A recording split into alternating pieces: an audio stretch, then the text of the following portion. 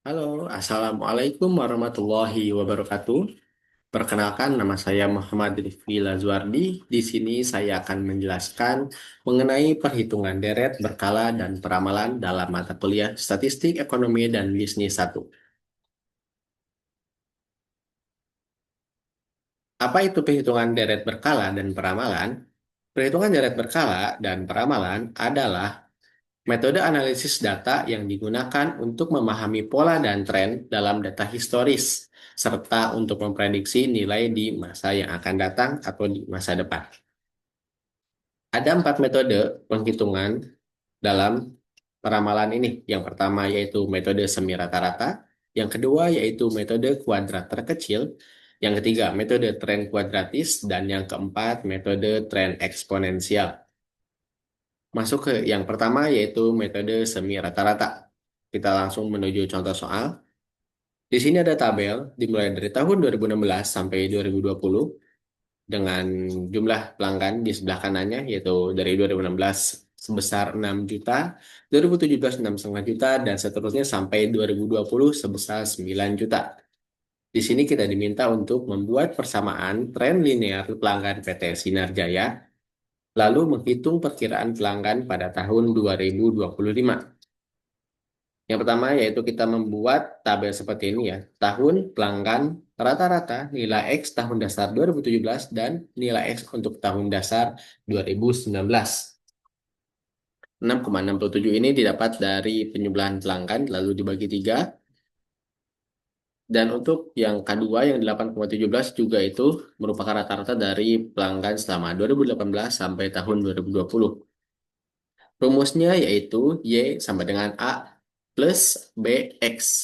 Nah, kita bisa mendapatkan B dari rumus K2 dikurangi K1 dibagi tahun dasar 2 dikurangi tahun dasar 1. Seperti yang kita ketahui, K2 besarannya yaitu 8,17 dikurangi K1 yang besarannya 6,67 dibagi 2019 dikurangi 2017. Hasil dari operasi di atas yaitu 0,75. Jadi kita bisa mendapatkan bahwa B merupakan 0,75. B ini bisa kita masukkan ke dalam rumus, yaitu untuk tahun dasar 2017 kita menggunakan Y sama dengan 6,67 ditambah 0,75X. Dan untuk tahun 2019, Y sama dengan 8,17 ditambah 0,75X. Nah, di sini kita bisa membuat nilai peramalan untuk tahun 2025. Jika menggunakan tahun dasar 2017, maka X sama dengan 8. Bisa kita lihat dari sebelumnya ya. X itu dihitung jika 2017 maka 0, maka 2018 1, 2019 2, 2023 hingga 2025 yaitu 8. Tinggal kita masukkan. Untuk tahun dasar 2017 kita menggunakan rumus 6,67 ditambah 0,75 dikali X. Maka X-nya 8. Maka kita bisa mendapatkan hasil bahwa di tahun 2025 untuk tahun dasar 2017 PT Sinar Jaya akan mendapatkan pelanggan sebanyak 12 juta, 67 juta pelanggan. Begitupun menggunakan tahun dasar 2019, maka X-nya sama dengan 6, perhitungannya itu 8,17 ditambah 0,75 dikali 6. Maka hasilnya yaitu 12,67 juta pelanggan.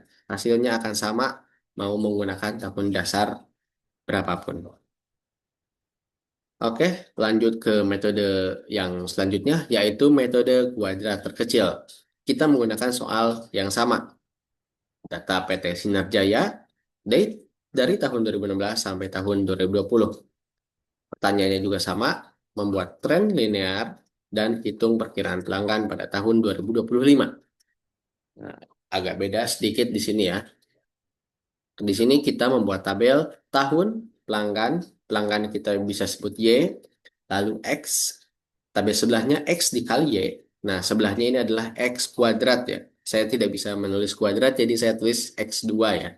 Ini maksudnya X kuadrat. Nah, rumus di sini untuk penghitungan metode pada terkecil yaitu Y sama dengan A ditambah BX. Nah, perbedaannya ada di untuk mencari A dan B-nya ya. Untuk mencari A, kita bisa mendapatkan dari sigma Y dibagi dengan N. Apa itu sigma Y? Sigma Y merupakan jumlah pelanggan selama 5 tahun. Dan N adalah jumlah tahunnya ya. Kan ada 2016 sampai 2020 ada 5 tahun. Jadi 5. Jadi A kita bisa mendapatkan 37 bagi 5 sama dengan 7,4. Selanjutnya untuk mendapatkan B, itu merupakan pembagian antara sigma XY dibagi sigma X kuadrat. Nah, tu- untuk perhitungan B, kita bisa menempatkan bahwa B merupakan 0,75. Jadi kita bisa memasukkan ke dalam rumus bahwa Y sama dengan 7,4 ditambah 0,75 X. Nah, untuk nilai peramalan 2025, kita menggunakan tahun dasar 2018 karena masuk di tengah ya untuk 5 tahun di tabel. Jadi Y sama dengan 7,4 ditambah 0,75 X atau 0,75 dikali 7. Hasilnya yaitu 12,65 juta pelanggan.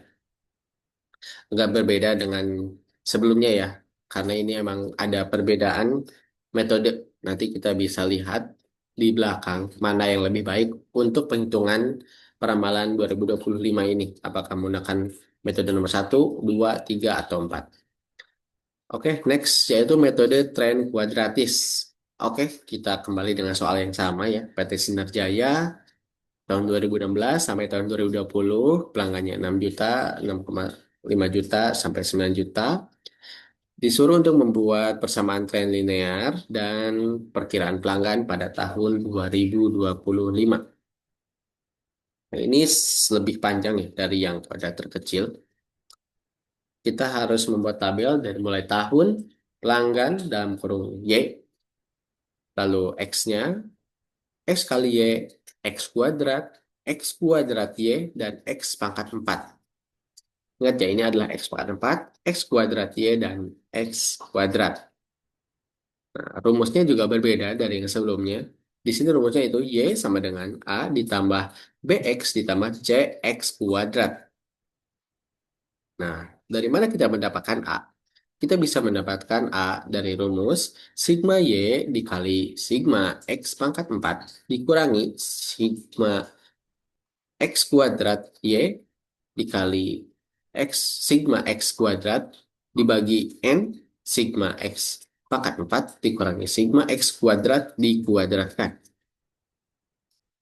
Nah, dari perhitungan ini kita bisa mendapatkan bahwa sigma Y sama dengan 37, sigma X pangkat 4 sama dengan 34, sigma X pangkat 2Y 74,5, dan seterusnya ya. Kita bisa mendapatkan hasil bahwa A sama dengan 7,33. Lalu, bagaimana dengan B? Ya, B penghitungannya yaitu menggunakan sigma XY dibagi sigma X kuadrat. Sigma XY bisa kita tahu bahwa sigma XY adalah 7,5 dan sigma X kuadrat sama dengan 10. Maka B sama dengan 0,75.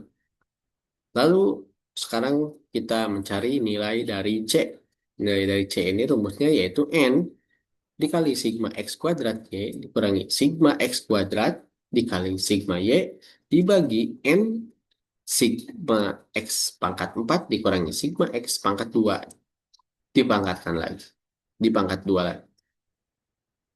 Dari operasi ini kita bisa mendapatkan bahwa C sama dengan 0,030. Nah, jadi kita bisa masukkan ke dalam rumus bahwa nilai peramalan untuk tahun 2025 sama dengan Y sama dengan 7,33 ditambah 0,75 X ditambah 0,036 X kuadrat.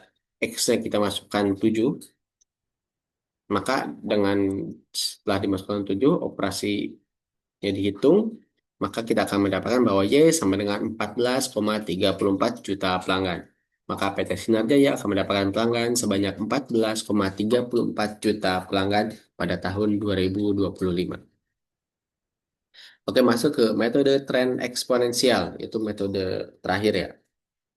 Soalnya sama lagi, PT Sinar Jaya tahun 2016 sampai 2020, pelanggan 6 juta, 6,5 juta, sampai 9 juta.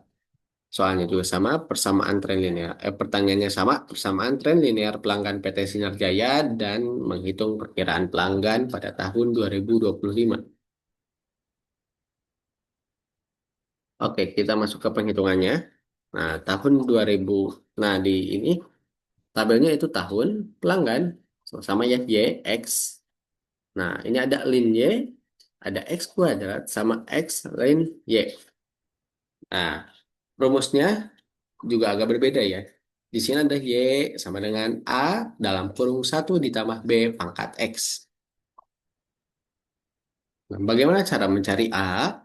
A rumusnya anti ln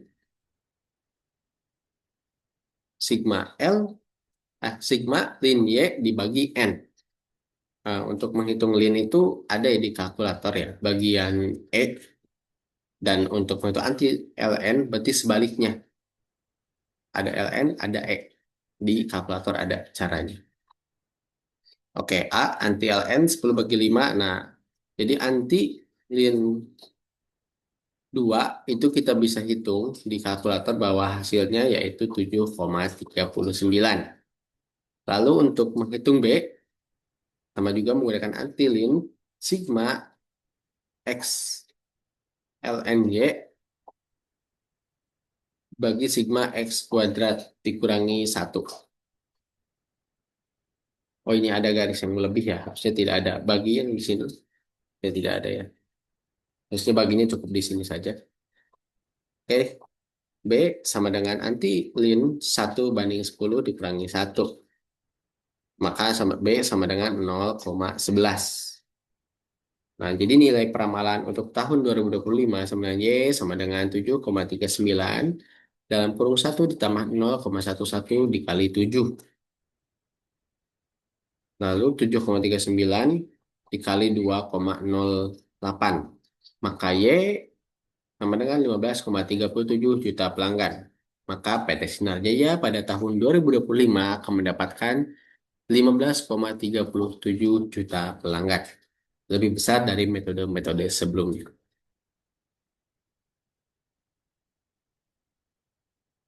Nah, lalu kita akan memilih mana sih tren yang lebih baik dari keempat metode tadi.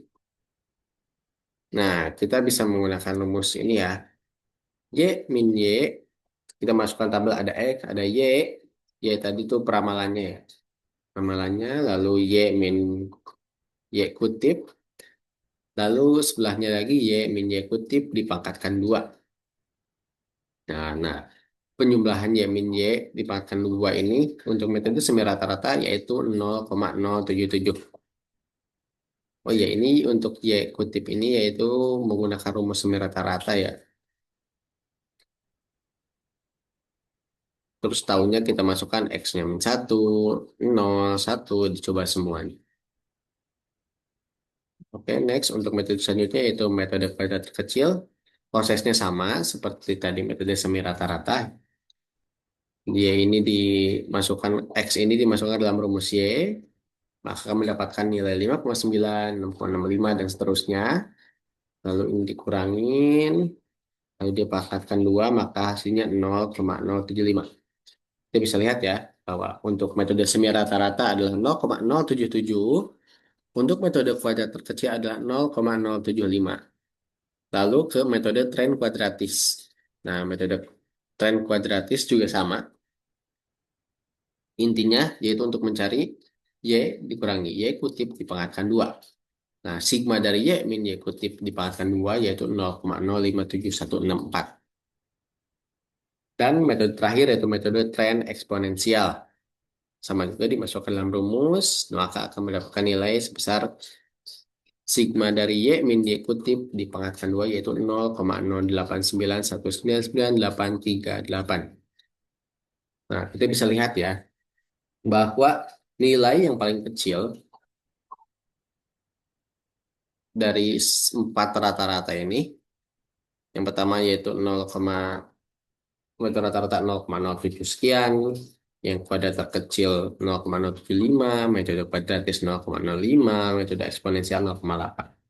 Nah, untuk memilih tren lebih baik, kita mencari yang paling kecil angkanya, yaitu bisa dari empat metode ini yang terkecil untuk mencari pelanggan peramalan dalam kasus ini yang paling baik adalah metode kuadratis karena nilainya paling kecil 0,0572 dibanding dengan metode-metode lain. Maka dari sini kita bisa menyimpulkan bahwa metode kuadratis metode yang paling cocok untuk kasus PT Sinar Jaya ini.